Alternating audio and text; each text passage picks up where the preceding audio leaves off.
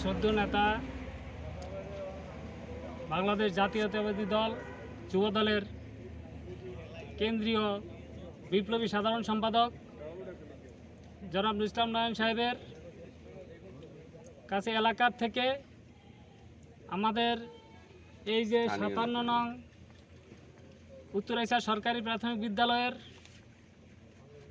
রাস্তা এবং মাঠ পানিতে ডুবে যাওয়ার কারণে অত্র এলাকার শিক্ষা প্রতিষ্ঠানের শিক্ষক ছাত্রছাত্রীরা পানির মধ্যে দিয়ে আসা যাওয়া করতে হয়।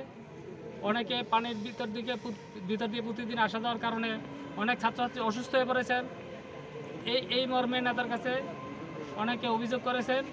নেতা আমাদেরকে তাৎক্ষণিক এই এলাকা পরিদর্শন করে, এই স্কুল পরিদর্শন করে এই সমস্যা যত দ্রুত সম্ভব সমাধান করার জন্য নির্দেশনা দিয়েছেন।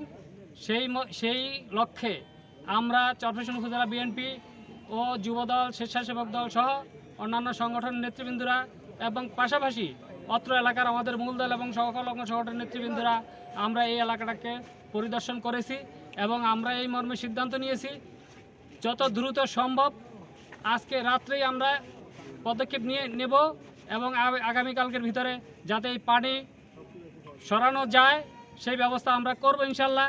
এই সিদ্ধান্তের উপরে আমরা পরিদর্শন করলাম এবং নেতার পক্ষ থেকে সবাইকে আশ্বাস দিয়ে গেলাম এটা আমরা কালকের ভিতরে সমাধান করব ইনশাআল্লাহ।